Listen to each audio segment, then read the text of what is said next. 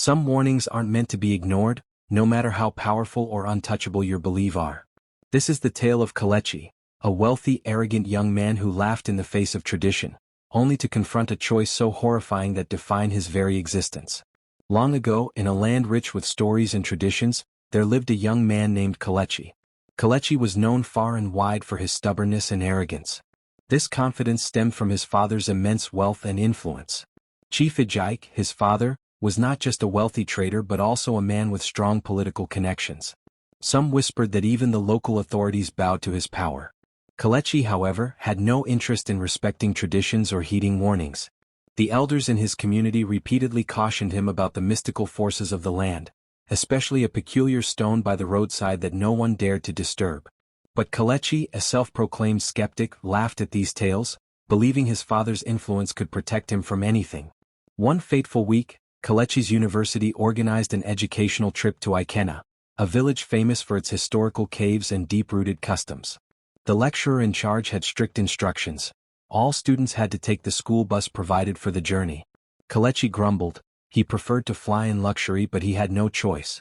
The lecturer made it clear that key exam questions would come from their experiences on the trip. As the bus began its 2-day journey, Kelechi sat with his best friend, Obinna. The two spent their time chatting and laughing, oblivious to what lay ahead.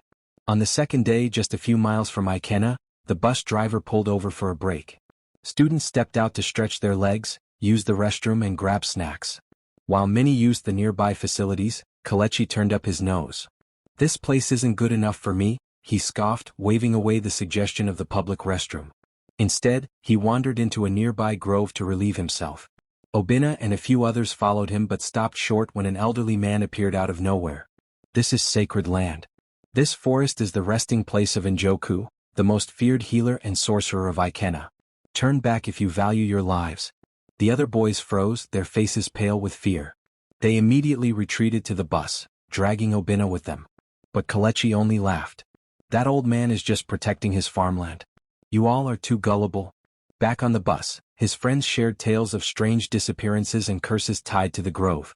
But Kelechi dismissed them all, grinning confidently.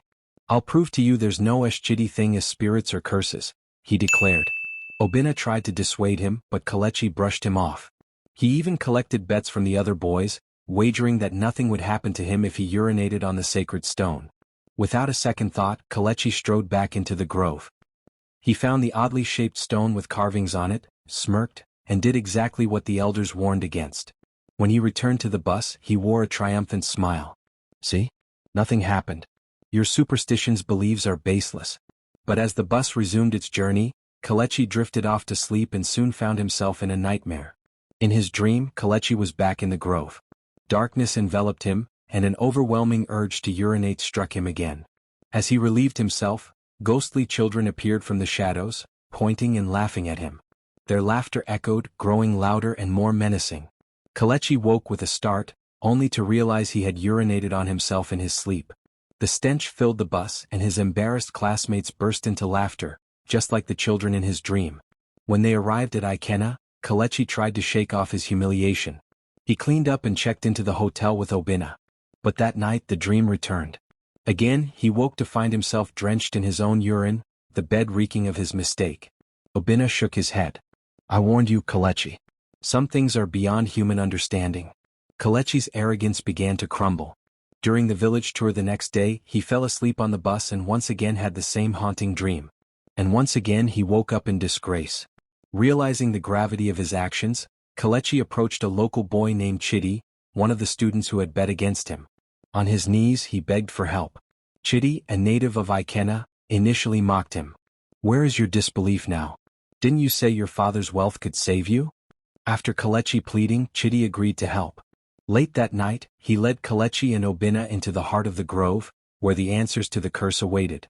Carrying the flashlight they had with them, Kelechi and Chidi walked deeper into the forest, their footsteps hesitant as darkness surrounded them.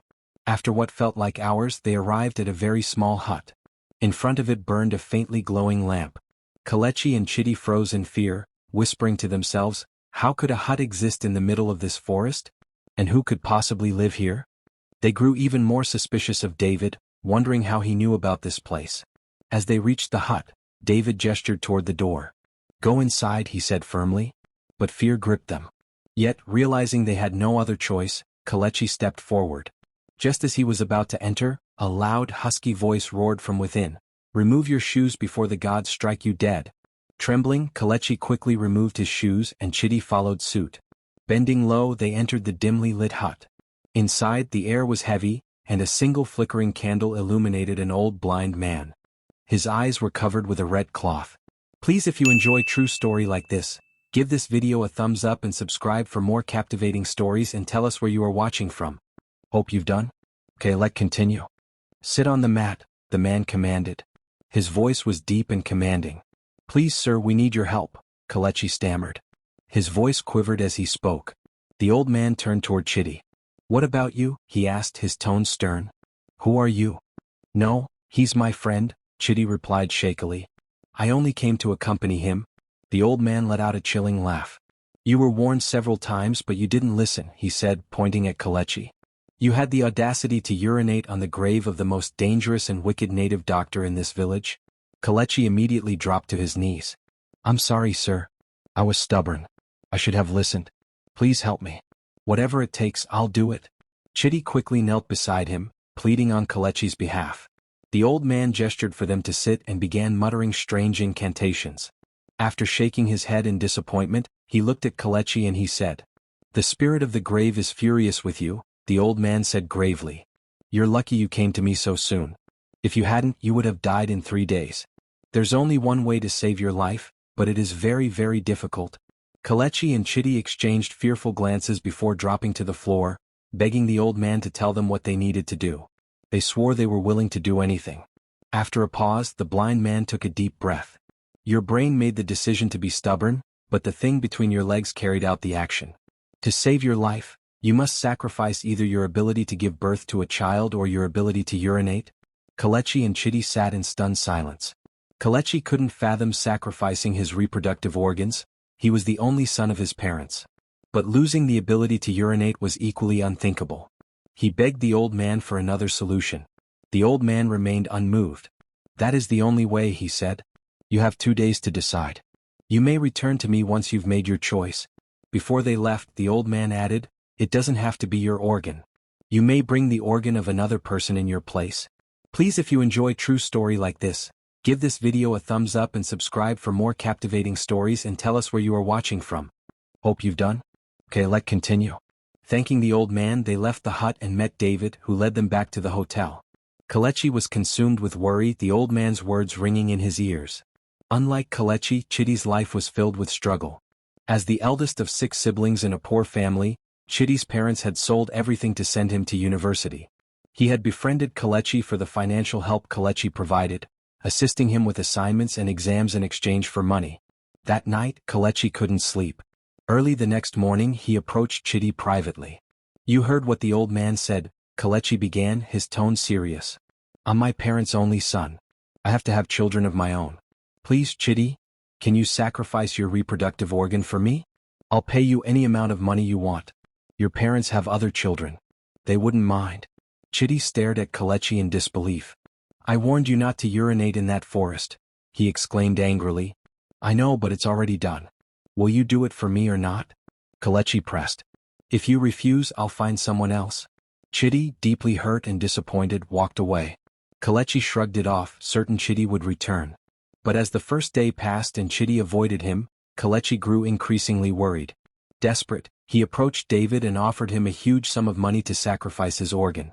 David bluntly refused and insulted him. On the second night, just as the old man had predicted, Kelechi died in his sleep. Only David and Chidi knew the truth, and they chose to keep it a secret. After finishing school, Chidi landed a good job and lifted his family out of poverty. He lived a happy life, never looking back. The moral of this story is clear. Train your children to be respectful and humble, no matter how wealthy they become. Perhaps Chidi would have helped Kelechi if he had approached him humbly. Wherever you find yourself, always respect local cultures and traditions. Wealth cannot solve every problem. It doesn't make you invincible. If Kelechi had been respectful, he might have avoided his tragic fate. And finally, always remain hopeful. Chidi's optimism and determination helped him turn his life around without sacrificing his dignity. The villagers, learning of Kelechi's fate, began to share the story as a cautionary tale to future generations. They added it to their oral history, a chilling reminder of the consequences of pride and disrespect for sacred traditions. Please, if you enjoy true story like this, give this video a thumbs up and subscribe for more captivating stories, and tell us where you are watching from.